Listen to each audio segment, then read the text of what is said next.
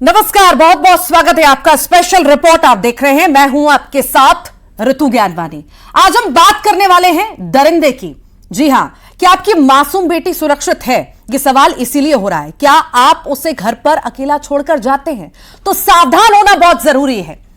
आपके आसपास कुछ भी हो सकता है, भेष बदलकर आपके साथ बैठा हो सकता है, क्योंकि वो वहशी बहरूपिया है, इंसान नहीं हैवान है।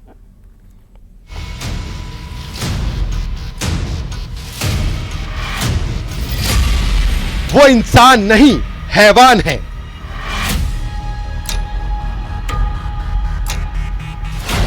वहशी बहरूपिया है।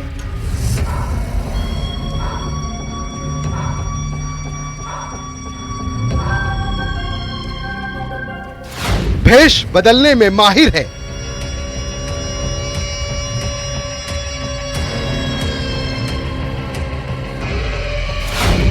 टारगेट पर मासूम बच्चियां।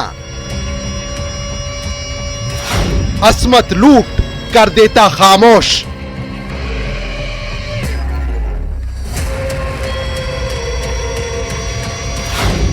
शहर शहर घूमता वो हैवान।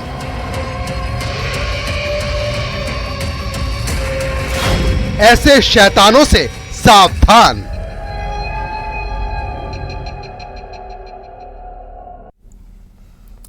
मध्य प्रदेश की सड़कों पर एक वहशी दरिंदा घूम रहा था, जिसे पुलिस ने कड़ी मशक्कत के बाद गिरफ्तार किया। यह हैवान भेष बदलकर मासूम बच्चियों के साथ दुष्कर्म करता था। हाल ही में इस शैतान ने एक 11 साल की मासूम मुखबधिर बेटी को अपनी हवस का शिकार बनाया और उसकी अस्मत लूटकर उसको खामोश कर दिया।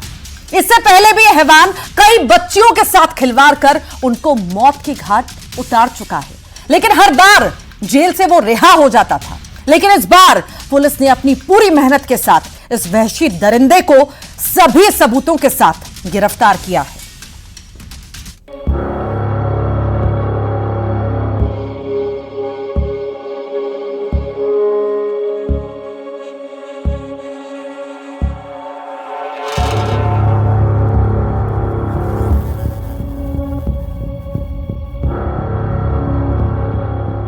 सावधान, कहीं वो आपके आसपास तो नहीं।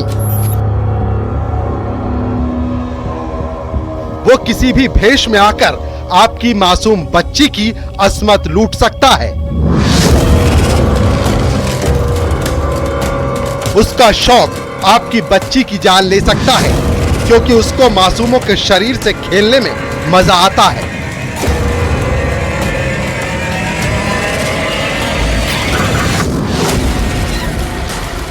उसे ना कोई पहचानता है, ना कोई जानता है।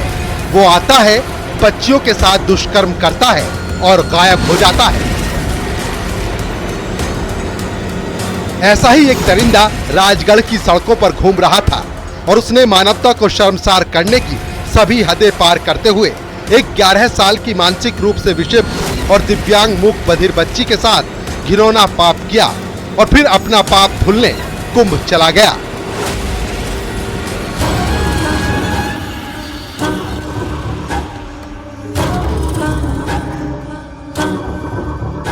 एक फरवरी की रात को इस हैवान ने 11 साल की मूक बधिर बच्ची को पहले अगवा किया और फिर उसके साथ दुष्कर्म किया और बच्ची को ऐसे जख्म दिए कि उसने दम तोड़ दिया।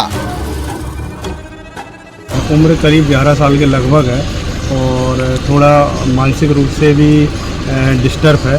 तो उसमें वो सुबह आज हमें सूचना मिली थी, तो यहाँ जो रहते हैं लोग अपने नरसिंहगढ़ में, उसको कुछ ऐसी सूचना मिली थी, तो हम उसकी मेडिकल कराया, जांच करा रहे हैं और अग्रिम जो भी साक्ष्य आएंगे हम उसमें कार्रवाई करेंगे। मासूम की मौत के बाद आसपास के पूरे इलाके में रोष देखने को मिला। हजारों लोगों ने सड़क पर उतरकर आरोपी को फांसी देने की मांग को लेकर विरोध प्रदर्शन किया। इधर पुलिस ने कड़ी मशक्कत के बाद आरोपी को गिरफ्तार किया। पुलिस ने आरोपी को पकड़ने के लिए 418 संदिग्धों को हिरासत में लिया था। इस दौरान नरसिंहगढ़ मंडी परिसर के 382 से ज्यादा हम्मालों से पूछताछ की गई। पुलिस ने 400 घंटे से ज्यादा के सीसीटीवी फुटेज की बारीकी से जांच की, जिसके बाद असली अपराधी को चिन्हित कर पकड़ा गया। इसमें एक महत्वपूर्ण जो ये आरोपी पकड़ा गया है, ये अभी तक की जानकारी के हिसाब से ये मोबाइल फोन और वो इस्तेमाल नहीं करता है। तो हमारे लिए बहुत बड़ी चुनौती था कि 140 करोड़ की जनता में से एक ऐसे व्यक्ति को ढूंढना जो कोई भी आज के युग में भी इलेक्ट्रॉनिक डिवाइस यूज नहीं कर रहा है।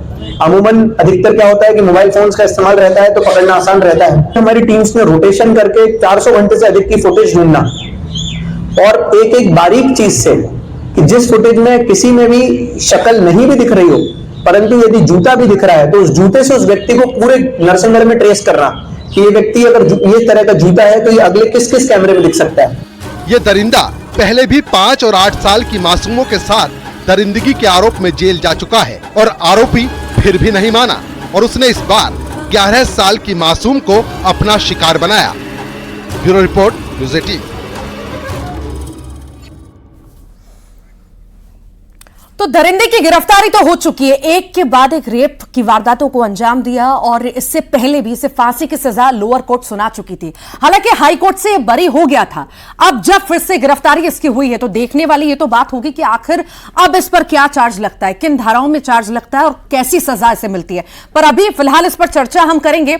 आदित्य मिश्रा जी हमारे साथ एसपी हैं राजगढ़ के, वो जुड़ गए हैं। आदित्य जी, बहुत बहुत स्वागत है आपका न्यूज़ 18 मध्य प्रदेश छत्तीसगढ़ पर।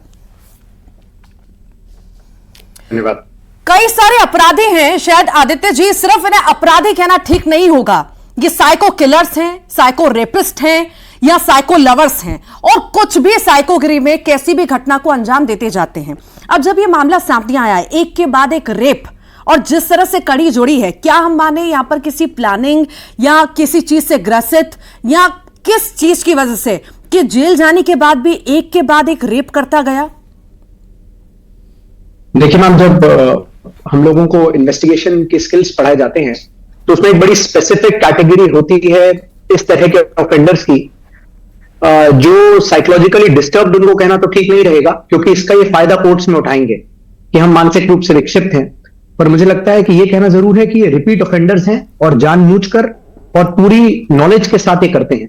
बट ये आपने जैसा कहा, ये बात बहुत सच है कि ऐसे तरह के रिपीट ऑफेंडर्स जो एक प्रकार का क्राइम करते हैं जिनका मोडस एक रहता है, जैसे आपने भी पहले बताया कि इससे पहले 2003 में इसने इसी व्यक्ति के द्वारा एक 5 साल की बिटिया के साथ इस प्रकार की घिनौनी हरकत की गई थी, जिसके तहत उस समय इसको 8 साल की सजा कोर्ट के द्वारा दी गई थी, जिसमें पूरा 8 से 10 साल जो उसको सजा थी वो जेल में इसने बिताई थी।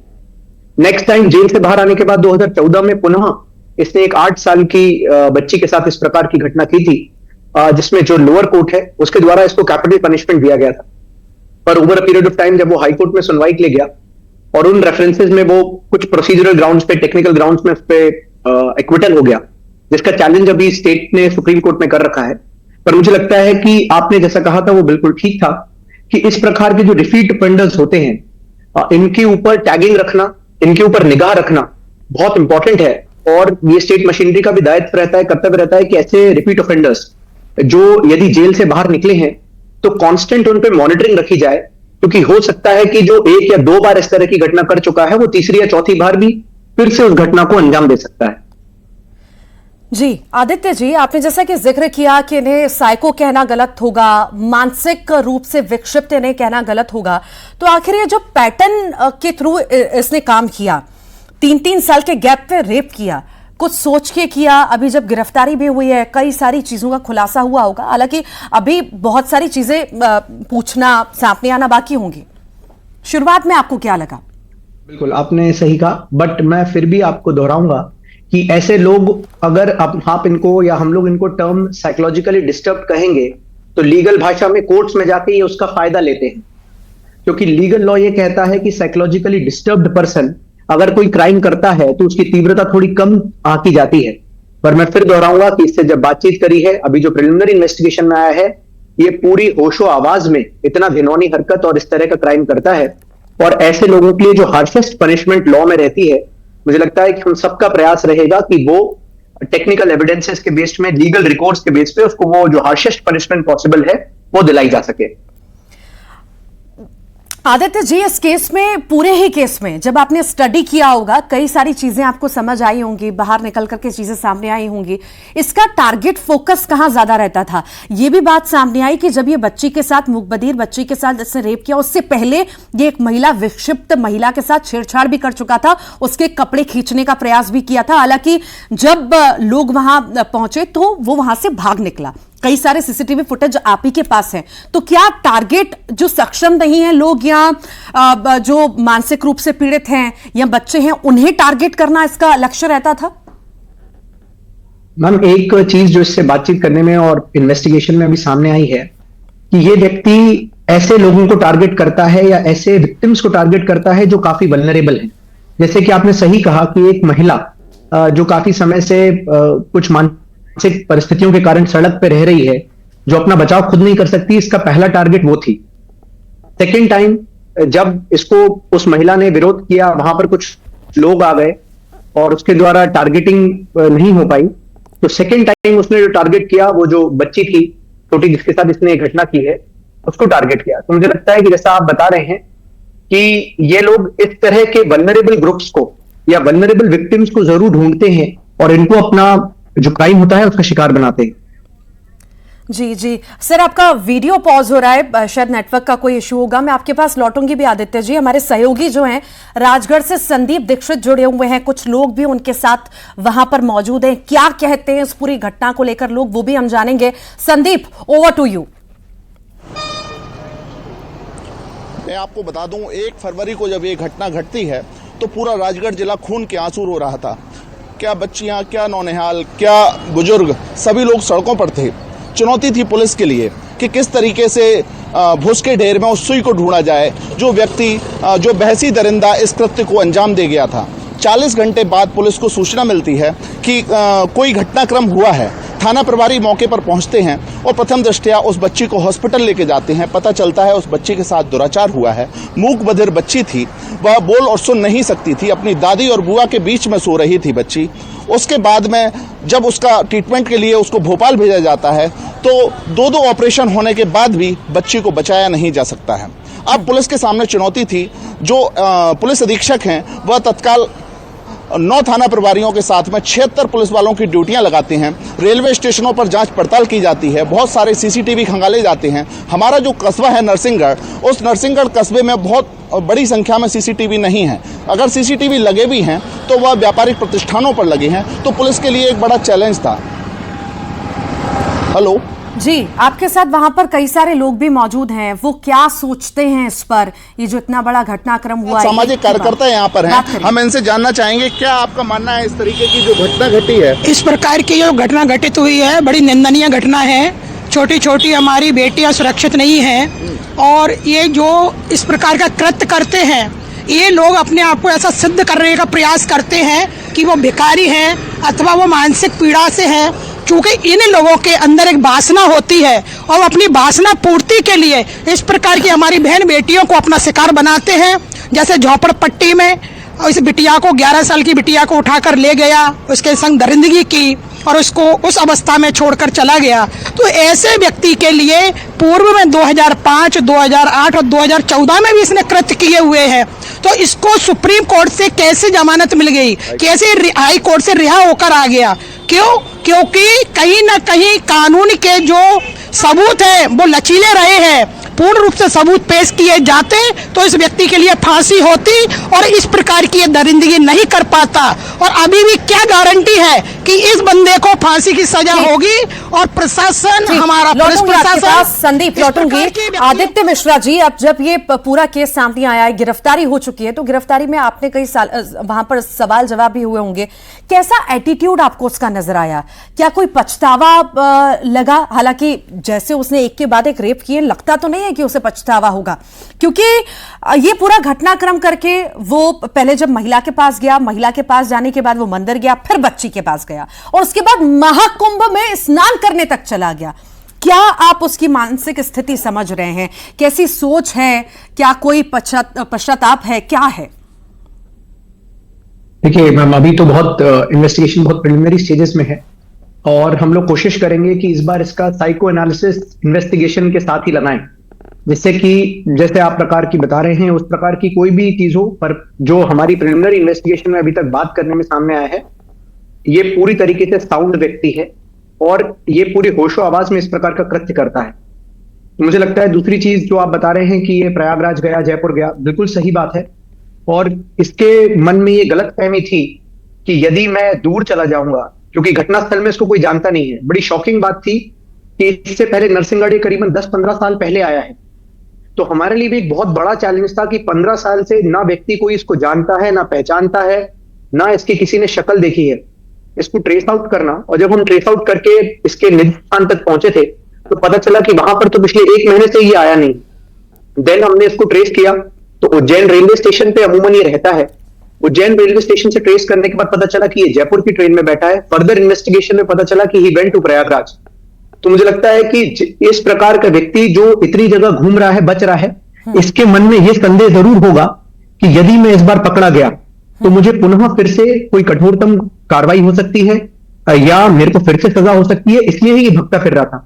यदि इसके मन में डर नहीं होता तो मुझे नहीं लगता है कि ये इतनी जगह पर उज्जैन, फिर प्रयागराज, फिर रतलाम, फिर वापस गंज बासौदा, बीना, इस क्षेत्र में घूमता फिरता। मुझे लगता है कहीं ना कहीं इसके मन में यह डर जरूर था कि कानून यदि अपना काम करेगा तो शायद मैं किसी शिकंजे में फंस सकता हूं। आदित्य जी, शायद इससे पहले परिजनों से, चूंकि जब पहली बार उसने रेप किया था तो घर वालों ने तो बाहर कर दिया था, किसी तरह की ऐसी स्थिति बनी हो घर में या कुछ ऐसी बातें जो उसके दिमाग पर प्रभाव की गई हो या कुछ ऐसा घटनाक्रम, इस बारे में कोई जिक्र हुआ है क्या? देखिए, अभी तक ये बात भी सामने आई है जब हमने उसकी, बिकॉज एक बहुत इंपॉर्टेंट एस्पेक्ट होता है किसी भी व्यक्ति जिसने क्राइम रिपीट किया हो कि उसकी ऐसी क्या भूमि रही है पीछे कि वो बार बार इस तरह का ऑफेंस कर रहा है। तो यदि आप किसी की पारिवारिक पृष्ठभूमि देखेंगे तो शायद उस व्यक्ति के इस प्रकार के कृत्य करने की संभावनाओं के बारे में आप समझ सकेंगे। तो मुझे लगता है कि जब हमने उनके परिवार में उसकी डॉटर्स हैं, उसकी वाइफ हैं, उनसे भी बातचीत करी, प्लस जिस गांव में वो रहता है, गांव के आसपास के लोग हैं, मुझे लगता है कि एक जनरल सेंस उस व्यक्ति के बारे में यही समझ में आया है कि इस प्रकार की हरकतें जो है, एक जनरल नॉलेज है वहां पर कि ये इस प्रकार की घटना कर सकता है, पहले भी की है। और प्राइमरी इन्वेस्टिगेशन में अभी ये समझ में आया है कि शायद अपने घर में भी इसने इस प्रकार की घटना करने की प्रयास किया होगा। और मुझे लगता है कि क्योंकि घर के लोग रहते हैं और कई बार ऐसा हमने देखा है कि समाज में बुराई ना हो या समाज के डर से सामने नहीं आते हैं। एनसीआरबी का डेटा भी बहुत क्लियरली कहता है कि 90% ऑफ द जो असेलेंट्स रहते हैं किसी भी क्राइम अगेंस्ट वुमेन के, वो नॉन असेलेंट्स रहते हैं। रिलेटिव्स रह सकते हैं, आपके नॉन रह सकते हैं, फैमिली फ्रेंड्स रह सकते हैं, पर कभी कभी समाज के डर से, शर्मिंदा होने के डर से शायद वो चीजें बाहर नहीं आती। तो आदित्य जी, एक आखिरी सवाल मेरा यहाँ पर है। यहाँ पर 23 साल में 3 बार ये बच्चियों के साथ रेप करता है और उसके बाद बार बार बच जाता है। उसे फांसी की सजा भी सुनाई जाती है पर हाईकोर्ट से वो बच जाता है और बार बार क्या कहता है कि मेरी पहचान का दुरुपयोग किया जा रहा है। इस पर आपने स्टडी की होगी, इसमें क्या कुछ सामने आया कि आखिर इसे कैसे छोड़ दिया गया इतनी बार कि ये एक के बाद एक रिपीटेशन होते गए इसके अपराध में? देखिए मैम, तीनों बार जो अभी तक क्राइम सामने आए हैं, एटलीस्ट उसमें 2 जो प्रीवियस क्राइम्स है, दोनों में कन्विक्शन हुआ था। तो मुझे लगता है कि इन्वेस्टिगेशन के लैप्सेस तो नहीं माना जाएगा, तभी ट्रायल कोर्ट ने फांसी की सजा दी। फांसी की सजा rarest of the rarest case में दी जाती है। और जब ट्रायल कोर्ट ने पूरे एविडेंसेस को इस प्रकार से स्टडी किया होगा, जब उनको लगा होगा, तभी ये सजा मिली थी। बट ये रह जाता है, ये बात सही है आपकी, कि कुछ टेक्निकल और प्रोसीजरल ग्राउंड, जैसे कि मैंने आपको बताया कि आइडेंटिफिकेशन के लिए यदि उसकी फोटोज रिवील हो जाती हैं या कहीं न्यूज़पेपर्स में, न्यूज मीडिया आउटलेट्स में यदि उसकी फोटो आ जाती है, तो कई बार डिफेंस लॉयर इस प्रकार की टेक्निकल दलीलें देते हैं कि हमारा आइडेंटिफिकेशन क्योंकि रिवील हो गया था, तो विक्टिम के द्वारा जो टेस्ट आइडेंटिफिकेशन परेड होती है वो विशिएट हो गई थी। तो मुझे लगता है कि इस बार वी आर मेकिंग श्योर कि कोई भी ऐसा प्रोसीजरल ग्राउंड या लैप्स भी ना रहे। एंड जो हमारी एसआईटी बनी हुई है, it is being guided by very senior officer and the inspector general of police जो भोपाल में है, he is an x CBI officer. He was in CBI for 2-3 years. So he has done these kinds of investigation. He is supervising the whole investigation, and I'm hopeful कि इस बार ऐसा जो भी lapses रहे, procedurally जो होगा, इसमें कोई लैप्स हम नहीं छोड़ेंगे। एंड हमारा एफर्ट है कि स्पीडी ट्रायल करा के विद इन नेक्स्ट 4 months अगर हम लोग इसमें एक कन्विक्शन ला पाते हैं, तो I think that would be our effort. बहुत बहुत शुक्रिया आदित्य जी हमारे साथ जुड़ने के लिए, समय निकालने के लिए। सहयोगी लगातार जुड़े हुए संदीप देखिए, बड़ा अपराध तो है और यहां पर एक के बाद एक अपराध। अब जब गिरफ्तारी हो चुकी है तो अब उस पर कड़ी कार्रवाई की मांग, फांसी देने की मांग, अलग अलग तरह की मांग लोग कर रहे हैं। आप लोगों के बीच मौजूद हैं, क्या कहती है राजगढ़ की जनता? बिल्कुल, मैं आपको बता दूं, यहाँ समाज सेवी संस्था से नागेंद्र हैं। नागेंद्र लगातार काम करते हैं इन चीज़ों को लेके। नागेंद्र से हम जानना चाहेंगे, नागेंद्र क्या क्या मांग आपकी हैं? सबसे पहले तो मतलब मेरी खुद 7 साल की एक बच्ची है, तो उसका पिता होने के नाते मैं ये बोलना चाहता हूँ कि मतलब घर के आसपास और किसी भी जगह अगर हम देखें तो बच्चियाँ सुरक्षित नहीं है, एक भय का वातावरण रहता है। दूसरा मेरा सोचना ये है कि मतलब अगर सामने वाले उस पिशाच ने 2003 में ऐसा कृत्य किया, उसके बाद वो करके छूट गया, फिर 2014 में उसने उस घटना की पुनरावृत्ति की और फिर अभी ये, तो मतलब वो 2 बच्चियों के लिए तो समय की कमी। मिलने से फिलहाल बहुत बहुत शुक्रिया जुड़ने के लिए, जानकारी साझा करने के लिए, खास चर्चा के लिए। इसी के साथ ही स्पेशल रिपोर्ट में आज के लिए इतना ही।